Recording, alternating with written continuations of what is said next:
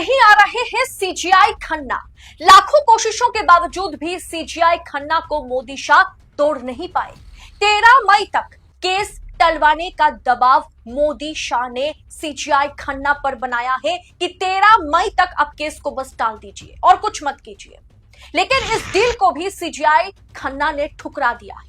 आखिरी फैसले से मोदी की कुर्सी हिला के रखेंगे सीजीआई खन्ना। देश के सबसे बड़े जज पर भयंकर प्रेशर क्रिएट करने की कोशिश हो रही है, लेकिन सीजीआई खन्ना बाज नहीं आ रहे हैं। सीजीआई खन्ना को तोड़ने में मोदी शाह पूरी तरीके से नाकाम हो रहे हैं। ईडी, सीबीआई, इनकम टैक्स हर पैंतरेबाजी अपनाने की कोशिश की जा चुकी है, लेकिन खन्ना मानने को तैयार ही नहीं है। यहां तक कि रिटायरमेंट के बाद पोस्ट रिटायरमेंट जॉब्स भी सिक्योर करने के लिए खन्ना के पास डील को मतलब एक तरीके से डील सामने रखी गई, लेकिन खन्ना ने उसे भी ठुकरा दिया। दोस्तों, माइनॉरिटी मिनिस्टर, उपराष्ट्रपति जगदीप धनखड़, निशिकांत दुबे जैसे भाजपाइयों के दबाव के साथ साथ मीडिया में भी ट्रायल जारी है। गोदी मीडिया ने भी सुप्रीम कोर्ट ने हदें पार की है या नहीं, इस पर प्राइम टाइम पर मीडिया ट्रायल शुरू कर दिया है। लेकिन फिर भी मोदी शाह के नुमाइंदे जो डील करने सीजीआई खन्ना के घर पर आवास पर पहुंचे थे, उन्हें खाली हाथ वापस भेज दिया गया। मतलब सीजीआई खन्ना ने बिना डील साइन करे उन्हें खाली हाथ वापस भेज दिया। डील ये थी कि सीजीआई खन्ना को कुछ नहीं करना है, यकीन मानिए कुछ नहीं करना है, बस केस को 10 दिन के लिए टलवा देना है, जो काम अक्सर जुडिशियरी करती है, अक्सर जजेस करते हैं। इसीलिए कहा जाता है ना, कोर्ट के लिए, अदालतों के लिए कि तारीख पे तारीख का खेल चलता है यहां पर। तो सीजीआई खन्ना को कुछ नहीं करना, बस 10 दिन के लिए केस को टाल देना है। केस की सुनवाई 10 दिन के लिए बस टाल देना है। देखिए मतलब क्या दिमाग यहां पर मोदी शाह जी लगा रहे हैं, चाणक्य लगा रहे हैं कि 5 मई को कोर्ट में वक्फ केस पर सुनवाई है और 13 मई को सीजीआई संजीव खन्ना रिटायर होंगे। हिसाब मिला लीजिए आप, अगर मतलब 8 दिन भी केस को अगर आप टाल देते हैं तो नई पीठ, नए सीजीआई, बीआर गवई इस पर नए सिरे से सुनवाई करेंगे, नए तरीके से तारीख रखे जाएंगे। और इतने देर समय तक मतलब किसी कानून को कानून बनने के बाद, किसी बिल को कानून बनने के बाद रोक के रखना, अभी सुप्रीम कोर्ट ने अपने तमिलनाडु वाले फैसले में कहा कि यह उचित नहीं है। मतलब बिल पर हस्ताक्षर होने के बाद वो कानून में तब्दील हो चुका है, उसके बाद भी आप उसे रोक के नहीं रख सकते। इसीलिए बस सरकार चाहती है कि 8 से 10 दिन के लिए ये केस बस पीछे हो जाए, टल जाए। ये केस जो 5 मई को सुनवाई होनी है, वो बस अब देख लीजिए कि 13-14 मई के बाद उसकी सुनवाई हो जाए, फिर तो मजा आ जाएगा। तब तक गुजरात लॉबी भी कुछ ना कुछ जुगाड़ कर लेगी, बीआर गवई को अपने हिसाब से सेट करने की कोशिश भी की जाएगी। लेकिन यकीन मानिए, ये जो संजीव खन्ना है उसका बाप माना जा रहा है जस्टिस गवई को, बीआर गवई उससे भी बड़े ईमानदार जज है, तो उनके सामने भी उनको भी तोड़ना मोदी शाह के लिए आसान नहीं होने वाला। लेकिन दोस्तों, इस डील की जो खबर है, मतलब सोर्स के मुताबिक खबर यही है कि सीजीआई खन्ना सुनवाई को टलवाने के लिए या टालने के लिए राजी नहीं हुए हैं। यानी डील को उन्होंने सीधे तौर पर खारिज कर दिया कि नहीं, ये डील करने को मैं तो राजी नहीं हूं। और फिर सीजीआई खन्ना को ब्लैकमेल करने का खेल भी शुरू हो गया है। बड़े बड़े पत्रकार ये दावा कर रहे हैं, खुलासा तो अभी पूरी तरीके से खुलासा इस पर नहीं हुआ है, लेकिन बड़े बड़े पत्रकार अपने YouTube वीडियो पर, अपने ट्विटर अकाउंट पर ये दावा कर रहे हैं कि सीजीआई खन्ना को सिर्फ धमकाने, बयानबाजी करने, उनसे डील साइन करवाने के लिए किसी ब्यूरोक्रेट को भेजना, सिर्फ यहां तक बात सीमित नहीं है। सीजीआई खन्ना को बकायदा ब्लैकमेल किया जा रहा है।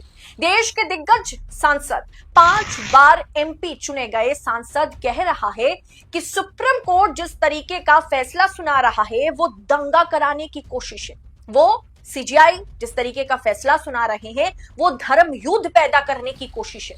सोचिए दोस्तों, 5 बार चुने गए एमपी, निशिकांत दुबे के बारे में मैं बात कर रही हूं। सुबह से या कल से, परसों से लगातार 3-4 दिन से सांसद जी के बयान पर ही हम बात कर रहे हैं। इतना गंभीर आरोप सीजीआई पर लगाया गया है। जरा सोचिए कि सीजीआई पर इतना बड़ा आरोप कैसे लगाया गया। कहा यह जाता है, अक्सर स्मृति ईरानी कहती थी, खैर वो तो अब एमपी नहीं रही, मंत्री नहीं रही, बुरी तरीके से वो अमेठी से चुनाव हार गई, इसलिए उन्हें कोई इंटरव्यू पर भी नहीं बुलाते हैं। लेकिन वो अक्सर अपने इंटरव्यू में कहती हैं, अलग अलग जगह पर, अलग अलग मंच पर वो कह चुकी है कई मर्तबा कि भारतीय जनता पार्टी में बगैर मोदी के इजाजत के एक पत्ता भी नहीं हिल सकता है। मतलब एक पत्ता हिलने के लिए भी भारतीय जनता पार्टी के भीतर मोदी जी की परमिशन की, मोदी जी की मतलब सलाह की जरूरत होती है। अब ऐसे में निशिकांत दुबे ने सीजीआई पर, सुप्रीम कोर्ट पर, जुडिशियरी पर इतना भड़काऊ बयान दिया, इतना बड़ा आरोप लगाया, इतना मतलब आप कह सकते कि लांछन लगाया। उसके पीछे, निशिकांत दुबे के पीछे आखिर है कौन, ये समझना मतलब ऐसा नहीं कि आपको इसमें बहुत माथा लगाना होगा, आपको समझ में आ जाएगा इसके पीछे मोदी और अमित शाह है। क्योंकि बैसाखियों के सहारे 303 से 240 पर खिसकी हुई भारतीय जनता पार्टी की सरकार बैसाखियों के सहारे चल रही है। अगर नीतीश कुमार की बात की जाए, अगर चंद्रबाबू नायडू की बात की जाए, चिराग पासवान की बात की जाए, अजित पवार की बात की जाए, ये तमाम नेता हैं। इन तमाम नेताओं को सुझा करके, बुझा करके इस बिल पर साइन करवाया गया है। इनकी वोट बैंक की तो ऐसी की तैसी करवाई गई है। अब तो छोड़ दीजिए कि नीतीश कुमार इस बार चुनाव जीत सकते हैं, उनकी मुस्लिम वोट बैंक पूरी तरीके से बिखर चुकी है। अब ऐसे में भारतीय जनता पार्टी को अगर इस बिल को लेकर के, इस कानून को लेकर के बैकफुट पर आना पड़ जाए, अगर सुप्रीम कोर्ट इस पर अंतरिम रोक लगा दे, अगर सुप्रीम कोर्ट इस बिल या इस कानून के तमाम तरह के जो क्लॉजेस हैं उसमें कुछ बड़ा बदलाव करने के आदेश देते हैं, तो सोचिए मोदी और शाह का क्या हश्र होगा। मोदी शाह के इशारे पर, उनके डराए धमकाए रास्ते पर नीतीश, नायडू, चिराग को चलना पड़ा है। अगर उन्हें भी बैकफुट पर आना पड़ जाए तो कितनी फजीहत होगी मोदी और शाह की।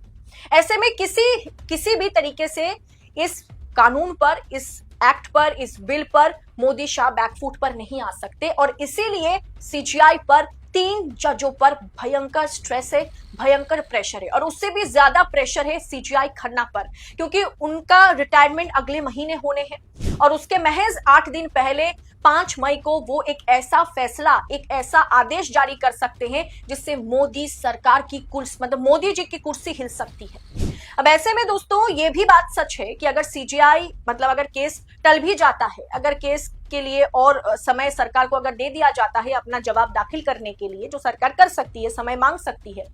ऐसे में अगर बी आर गवाई भी जस्टिस बनते हैं ना, तो भी मोदी शाह के लिए आसान नहीं होगा इस कानून पर जो रोक फिलहाल के लिए लगाया गया है उसे हटाना। क्योंकि बी आर गवाई, जस्टिस बी आर गवाई भी जस्टिस खन्ना से 2 कदम आगे हैं।